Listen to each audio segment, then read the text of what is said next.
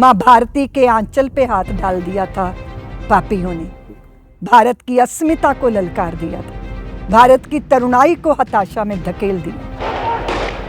90 के नरसंहार ने हिंदू समाज के चित्त को बहुत व्याकुल किया। मुलायम सिंह के सिपाहियों ने जिस तरह गोलियां चलाई कार सेवकों की छाती पे, सरयू का पानी रक्त से लाल हुआ।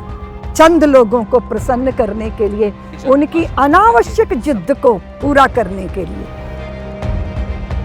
श्री राम जन्मभूमि का आंदोलन एक ऐसा आंदोलन जिसने भारत में जातीय भेद को खत्म कर दिया था कि बच्चा बच्चा राम का, जन्मभूमि के काम का, पूरे बच्चों के अंदर बच्चा बच्चा राम का, जन्मभूमि के काम का। और पूरा समाज कहो गर्व से हम हिंदू हैं, हिंदुस्तान हमारा के भाव में डूब गया।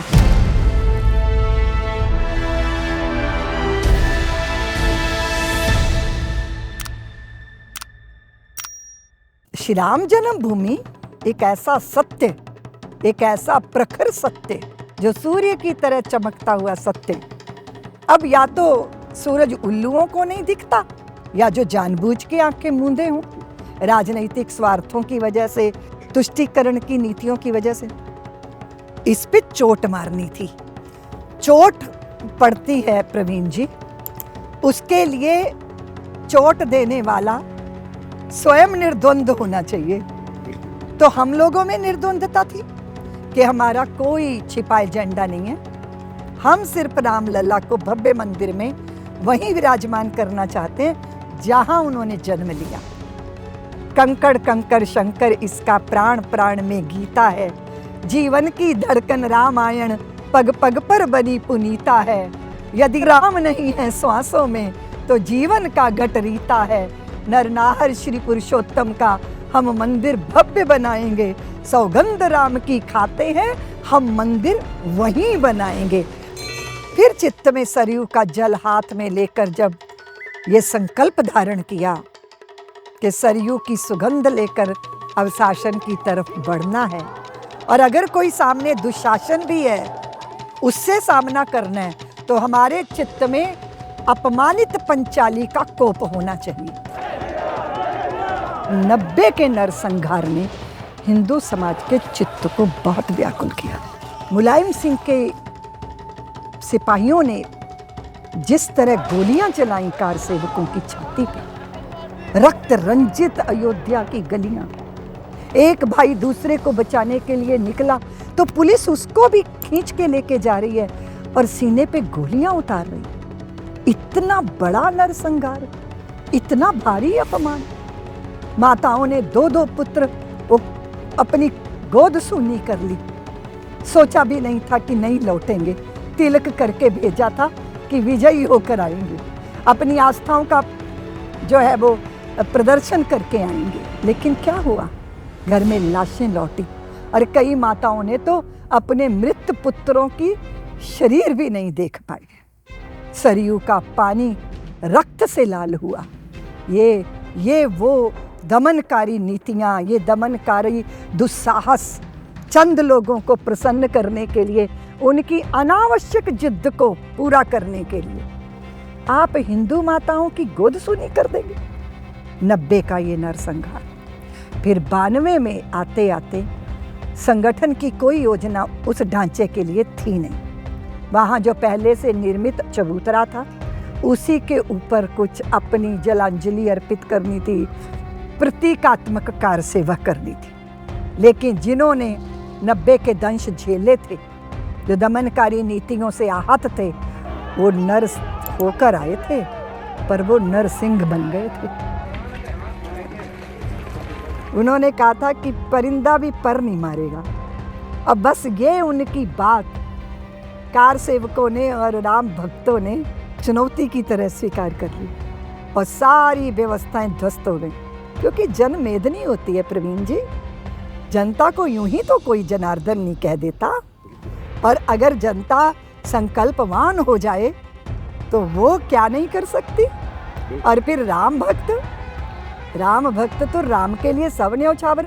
आप हैरान हो जाएंगे कि लोग सैकड़ों किलोमीटर पैदल चले और जहाँ जहाँ पहुँचे वहाँ वहाँ उनका ऐसा भव्य स्वागत हुआ है कि लोगों ने, गांव वालों ने, चूल्हे चौके सारे, पूरी उतर रही हैं, सब्जियां बन रही हैं, स्वागत हो रहा है। राम भक्त अयोध्या जा रहे हैं, पूरी अयोध्या राम भक्तों के लिए न्योछावर हुई। ये बात नहीं, पूरा भारत न्योछावर हुआ।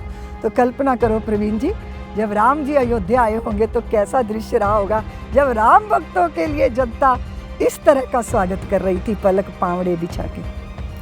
सारे प्रतिबंध, सारे बाधाएं ध्वस्त हो गई, वैसे ही जैसे वेगवान नदी के सामने चट्टान भी चूर चूर हो जाती है, बिल्कुल वैसे ही। हमारे गहरे चित्त में है कि यह तो बतलाओ कौन यहाँ है जिसे प्राणों से प्यार नहीं है, मगर जगत में जुड़ा शुरू से मित्र कहाँ संघार नहीं है। मृत्यु क्या है वस्त्र बदलना, कुछ पल का विश्राम साथियों। जीवन एक अखंड परब है, साधारण त्योहार नहीं है। जीना सबसे बड़ी कला है, लेकिन ये एक अटल सत्य है कि मरने से डरने वाले को जीने का अधिकार नहीं है। अगर हम युद्ध के मैदान में हैं, तो फिर पार्थ के हाथ का गांडीव कंपना नहीं चाहिए, उसमें स्थिरता होनी चाहिए, उसमें हुंकार होनी चाहिए और अपने पुरखों का स्मरण करना चाहिए जिनकी छाती बाणों से बिध गई थी लेकिन उन्होंने पीठ नहीं दिखाई। तो ऐसी जाज्वल्यमान परंपरा हमारी। तो हर हर महादेव को प्रलयंकर होना होगा, अभ्यंकर होना होगा और भारत के कंकड़ कंकड़ को शिव शंकर होना होगा। श्री राम जन्मभूमि का ये आंदोलन एक आस्था का ही आंदोलन नहीं था, ये स्वाभिमानों की प्रतिष्ठा थी, क्योंकि हम भारतीयों का स्वाभिमान खंडित कर दिया गया, टुकड़ों टुकड़ों में बांटा गया। हमारे चित्त में इतनी हीन भावना षड्यंत्र पूर्वक भरी गई कि हमने उसी हीन भावना को अपना अस्तित्व मान लिया। ब्रह्मलीन श्री अशोक सिंघल जी वो व्यक्तित्व थे प्रवीण जी, जो संप्रदायों की दीवारों को ढाके सभी संतों को एक मंच पर लेकर आए और हमने मूर्धन्य संतों को, विरक्त संतों को, बड़े बड़े संप्रदायों के संवाहक संतों, महंतों, मंडलेश्वरों, अखाड़ों के आचार्य महामंडलेश्वरों को अपने सोने चांदी के सिंहासन छोड़कर एक लकड़ी के तख्त के ऊपर दरी पर एक साथ बैठकर चिंतन करते देखा। मार्गदर्शक मंडल के द्वारा ये गठित हुआ था संतों का मंडल। फिर योजनाएं बनी और योजनाएं ऐसी थी कि अबाध गति से बहना है, एक नदी के प्रवाह की तरह, और नदी भी सामान्य नहीं, श्रद्धा से बाढ़ग्रस्त नदी। किनारे टूटेंगे, प्रतिबंध टूटेंगे, कहीं विध्वंस होगा और कहीं कुछ खिलेगा, कहीं कुछ मुरझाएगा, कोई रूठेंगे, कोई प्रसन्न होंगे। विश्वनाथ जी ने एक मंडल कमीशन लागू किया था जी। पूरे भारत के अंदर तरुणाई अपने आप को आग की ज्वालाओं को अर्पित कर रही थी। जगह जगह नौजवान आत्महत्याएं, आत्मदाह कर रहे थे, अग्नि स्नान कर रहे थे। उस समय श्री राम जन्मभूमि का आंदोलन एक साधुओं का, संतों का वो मंडल था, तो यहाँ कमंडल थे हाथ में और प्रवाह था, और उस कमंडल में जल था राम के नाम का। माँ भारती के आंचल पे हाथ डाल दिया था पापियों ने, भारत की अस्मिता को ललकार दिया था, भारत की तरुणाई को हताशा में धकेल दिया, भारत की परंपरा को इतनी गालियां शत्रुओं ने भी नहीं दी जितनी गालियां शत्रुओं से मिलके अपनों ने दी, निहित स्वार्थों की वजह से। और वो पीड़ा हो गई थी बहुत बड़ी प्रवीण जी, हो गई है पीर पर्वत सी पिघलनी चाहिए, इस हिमालय से कोई गंगा निकलनी चाहिए। और वो बस भाव ने पूरे भारत के अंदर एक दर्द, एक वेदना, एक असहायता, एक अपमान। बहुत बुरा होता है कि स्वाभिमान कुचला जाए, उसे देखा जाए ना, क्या मेरे पिता की हत्या कर दो, फिर उस मेरे पिता की लाश को चौराहे पे टांग दो, फिर उस पे जूते मारो। कौन सा पुत्र है जिसका खून न खौलेगा, कौन सी पुत्री है जो व्याकुल ना हो जाएगी। ऐसा ही तो हुआ हिंदू समाज के साथ। अब वो पीड़ा को, दुख को अनुभव करने वाला समाज, जब वाणी मिली अयोध्या आंदोलन के द्वारा, पूरा समाज उमड़कर, आप समझ लीजिए, श्री राम जन्मभूमि का आंदोलन एक ऐसा आंदोलन जिसने भारत में जातीय भेद को खत्म कर दिया था। और पूरा समाज, कहो गर्व से हम हिंदू हैं, हिंदुस्तान हमारा के भाव में डूब गया, वर्षों वर्षों के अपमान का घूंट पिए हुए।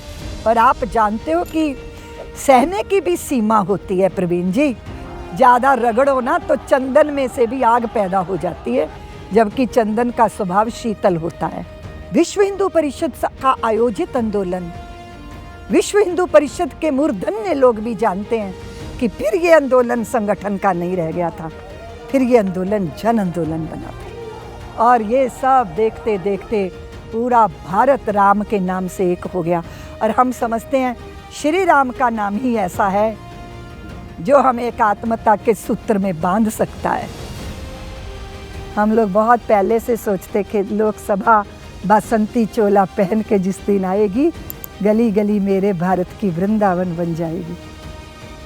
तो नेतृत्व जब जनता के मन को, जन के मन को समझता है, लोक मन को समझता है, क्योंकि लोक मन अंदर ही अंदर जो है वो बन रहा होता है, मुखर नहीं होता, पर उसको वाणी देने वाला जब नेतृत्व मिलता है तो ऐसा ही दृश्य होता है। अयोध्या जगमगर करने लगी है, सैकड़ों लाखों दीपों से प्रदीप्त हुई, तो हम लोगों की जिंदगी सफल हो गई प्रवीण जी।